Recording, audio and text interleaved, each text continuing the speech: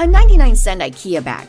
A pair of sneakers that looked like they were pulled from a dumpster, priced at $1,850. A luxury trash bag? Yours for just $1,790. Balenciaga didn't just sell high fashion. It sold shock. It thrived on controversy, pushing boundaries until the world questioned whether it was an avant-garde genius or an elaborate joke. At its peak, the brand defined couture. Jackie Kennedy, Grace Kelly, and Audrey Hepburn. They all wore Balenciaga. Then, after decades of dominance, it disappeared. When it returned, it was louder, bolder, and more chaotic than ever. Celebrities lined up.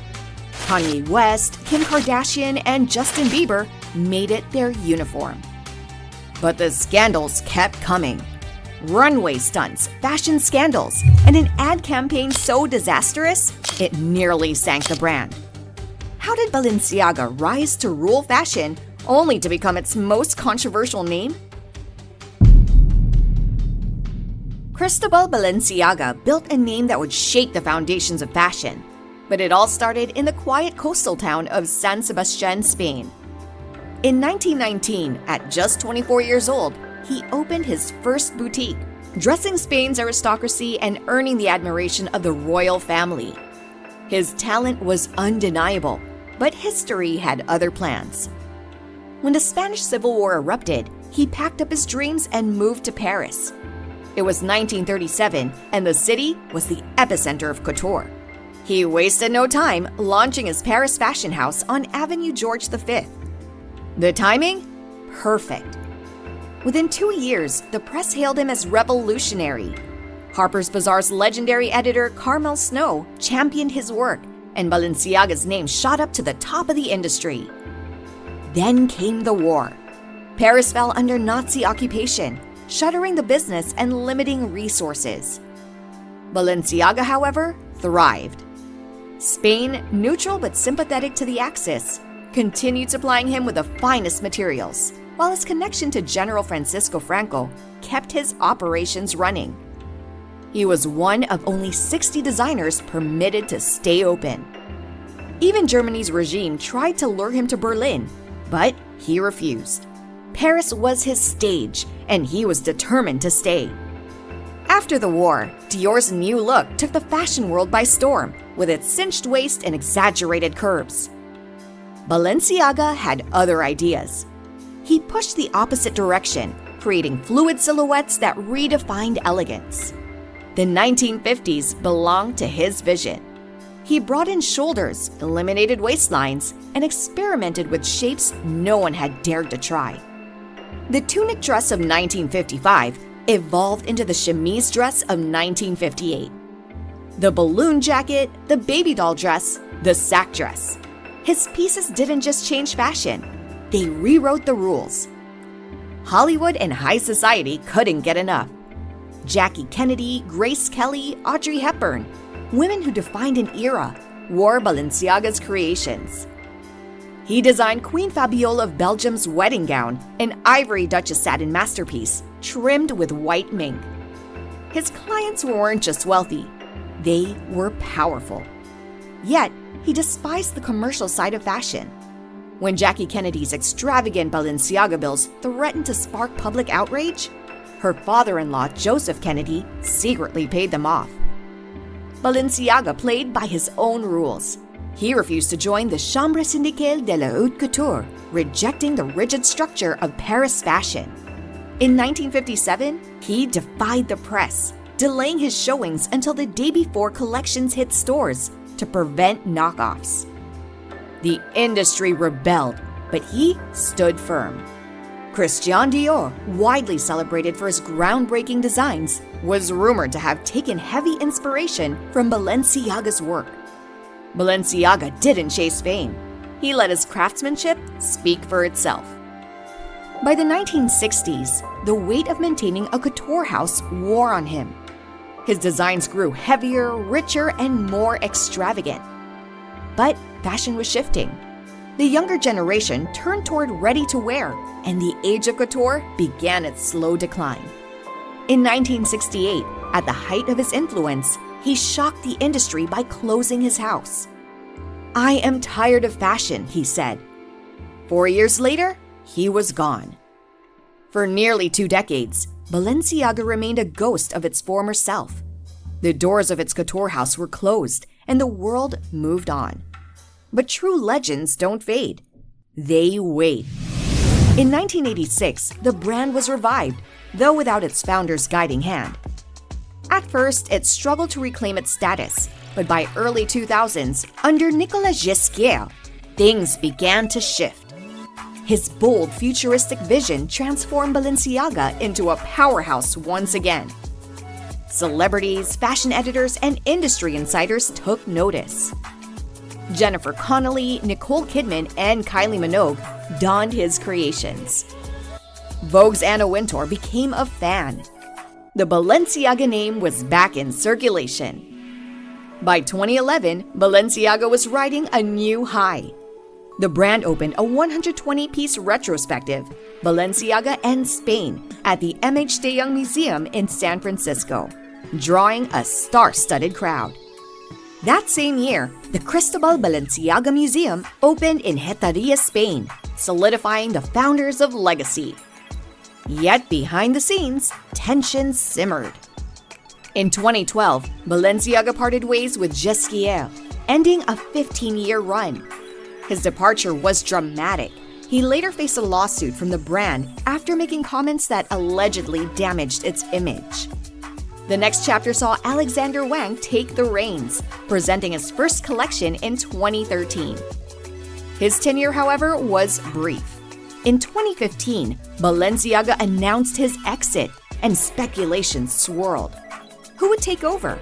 That same year, the brand appointed Demna Gvasalia, the mastermind behind Vetements. If Balenciaga was looking for a disruptor, they had found one. Demna wasted no time. His debut collection in 2016 took Balenciaga into uncharted territory, blending couture precision with streetwear rebellion. Oversized silhouettes, ironic branding, and bold, unconventional pieces became his trademarks. The Triple S sneaker, an audacious, chunky-soled shoe, priced at over $1,000, became an instant phenomenon. Balenciaga wasn't following trends. It was making them. Every dress I've worn of his has been incredibly comfortable. He is an amazing talent. His employees love him. It was one of the most amazing shows I've ever walked. Just to have an emotional impact and to do everything that Demna is doing, I love him. Very proud. The brand's ascent was unstoppable, but for Demna, fashion was a double-edged sword. He admired its ability to transform and provoke, yet he despised how quickly it became a machine focused on mass consumption. The industry demanded endless newness, but at what cost? Balenciaga's explosive success meant constant pressure to deliver, to sell, to capitalize on the moment before it passed. The cycle was relentless. Love and hate relation with this concept of fashion in general. I love it, but at the same time, there's a lot of things that I hate. But we just need to sell as much as we can now. But I think it destroys the image of these brands too. Luxury, once defined by craftsmanship and exclusivity, was shifting. The industry wasn't looking for designers, it was manufacturing them. Labels turned into marketing machines, and fashion became a battlefield between creative integrity and commercial demand. Balenciaga walked that line, sometimes tipping too far in one direction. The machine of the industry creates an illusion rather than designers. That's the problem. Yet, despite the spectacle, the gimmicks, the controversy, people kept coming back. Not because of the hype, but because Balenciaga had mastered the balance between disruption and desirability. The brand gave them something real, clothes that made a statement, pieces that felt like the future. At its core, that was a secret. No matter how extreme the designs became, one thing remained true. People always wanted something that feels new, that feels different, that feels good. Because there is someone famous behind, because the design is shit. Right. People want good things. Under Demna's leadership, Balenciaga exploded into a global phenomenon. turning a brand into a billion-dollar empire.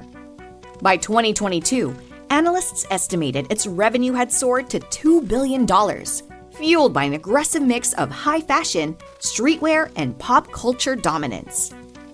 Balenciaga didn't just attract celebrities. It became their uniform. To take out the trash of the world, and I think it was such a great statement to describe the show. Kim Kardashian turned heads at the Met Gala in a faceless, all-black Balenciaga ensemble that instantly became an internet sensation. Kanye West, now simply Ye, became a walking billboard for the brand, often spotted in its oversized outerwear and statement boots. Can I ask you, how was the show? It was beautiful. It was just really deep and emotional and intense. Collaborations pushed Balenciaga further into the cultural spotlight. The brand's crossover with Gucci, dubbed the Hacker Project, blurred the lines between luxury houses, while its partnership with The Simpsons brought couture to animated television. Then came the Yeezy Gap engineered by Balenciaga collection. Ye's fashion vision fused with Demna's avant-garde aesthetic. Hours and hours of hard work from so many different people, and it started with so many fittings. Meanwhile, Dua Lipa rocked oversized biker jackets. Alexa Demi stunned in custom couture, and Julia Fox's whirlwind romance with Ye doubled as a Balenciaga campaign in real time. By early 2022, Balenciaga wasn't just a fashion house, it was a movement. From haute couture to gaming collabs with Fortnite, the brand commanded the conversation, setting trends rather than following them. For 140 hours, rather than simply printing the images, an artist hand-painted each garment. Balenciaga thrived in the spotlight, but not every headline worked in its favor. The brand's pursuit of cultural dominance led to a string of controversial moments. Some amusing, others disastrous. It had a habit of turning everyday objects into high fashion statements, like the $2,145 Arena Extra Large Shopper Tote Bag, which bore a striking resemblance to IKEA's iconic 99-cent bag. While IKEA responded with playful jabs, fans were split between admiring the irony and questioning whether Balenciaga lost it. The brand doubled down with similar releases, including a tote inspired by Thai laundry bag and a $1,790 trash pouch that looked exactly like a garbage bag. Then came the sneakers. The Paris sneaker launched in May 2022 sparked internet outrage when Balenciaga introduced a limited edition set of extra destroyed high tops that looked like they had survived a natural disaster. Priced at $1,850, the shoes featured frayed fabric, worn soles, and scuff marks that suggested their previous owner had lost a fight with a lawnmower. Social media exploded with reactions, ranging from amusement to disbelief. Some saw genius in the concept, turning throwaway aesthetics into a luxury statement, while others wondered if Balenciaga had simply lost the plot. Meanwhile, non-limited editions of the same sneakers, looking slightly less like something pulled from a dumpster, retailed for $495 to $625. The campaign's message? Fashion should last a lifetime. The public's response? Maybe, but doesn't need to be that expensive. Balenciaga's relationship with controversy wasn't always playful. In October 2022, the brand severed ties with longtime collaborator Kanye West following a series of anti-Semitic remarks. The fallout was swift. Balenciaga had built a close connection with Ye, with creative director Demna exchanging texts with him daily and co-signing his vision for Yeezy Gap engineered by Balenciaga. But when West's comments ignited global backlash, Balenciaga wasted no time in cutting him loose. It was a rare moment where the brand distanced itself from controversy, rather than embracing it. Weeks later, however, Balenciaga was back in hot water, this time over an advertising campaign that left the internet reeling. The November 2022 campaign featured children holding teddy bears dressed in bondage-style harnesses. The backlash was immediate and severe. Now with our GMA cover story, and the popular luxury brand Balenciaga is under fire for its recent ad campaign with children. Critics slammed the images as inappropriate, prompting Balenciaga to pull the campaign and issue a public apology. The situation escalated when viewers noticed that a separate ad featured court documents involving child exploitation laws. The combination of these elements sent conspiracy theories spiraling, with some claiming the brand had embedded hidden messages in its marketing.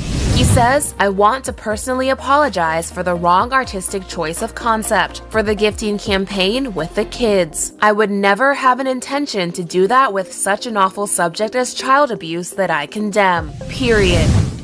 Balenciaga scrambled to contain the damage, launching a $25 million lawsuit against the production company responsible for the campaign. But when details emerged that Balenciaga's own representatives had approved the shoot, the legal action was quietly dropped. The scandal left lasting damage, with celebrities like Kim Kardashian, one of the brand's most visible supporters, initially silent before making a carefully worded statement condemning the imagery.